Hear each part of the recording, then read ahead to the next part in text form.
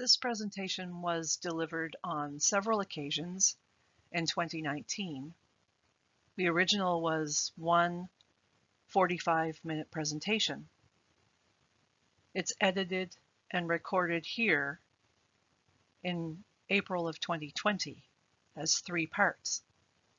This is part 1. All poems were written by the author in the fall of 2018.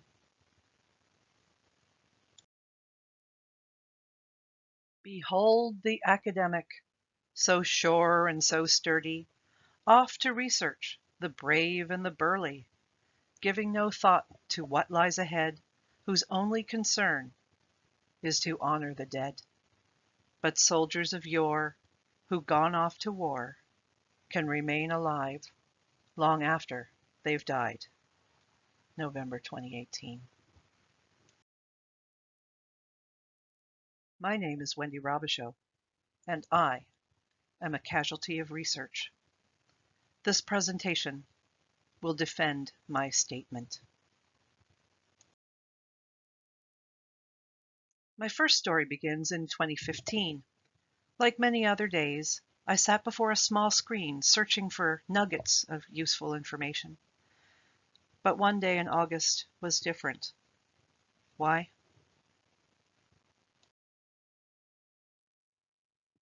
Mr. Veer Mason.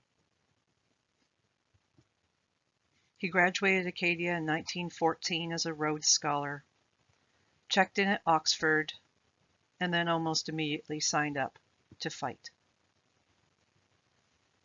That day in August, I read his story, how he was killed 2 years later on the Somme, how his body was never found. I stopped reading, buried my face in my hands, and cried for a man I never knew.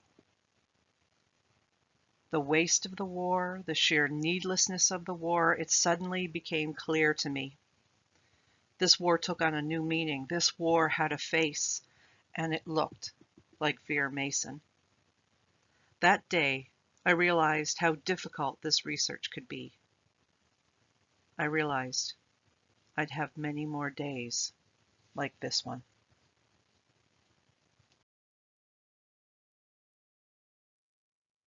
Weeks later, I spent time doing research at Library and Archives Canada.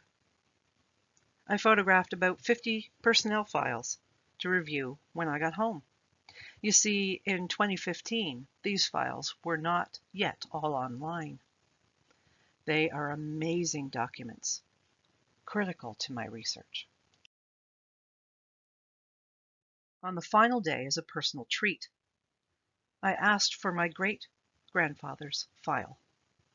I admired this file carefully, flipping through the pages slowly until I came to his will.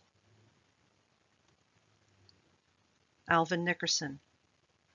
My maternal great-grandfather survived the war, whatever that means. He was said to be forever shell-shocked, something his family would never really understand. Alvin's file was my first personal connection to the war, and it was powerful. The will captures his handwriting, his signature. He left everything to his wife, Clissy May, my great-grandmother. In my hand, I was holding a piece of my own history. Suddenly, this was my war too. Moreover, that's when I realized something. In 2015, these beautiful, delicate personnel files were in the process of being digitized. Not only was I the first family member to physically see this file, I would be the last. I kept taking picture after picture of his will, with tears streaming down my face, surrounded by a room full of researchers. I could not bring myself to put those documents back in the folder, back into the box, back into the vault. I kept holding them like a child holds their favorite blanket.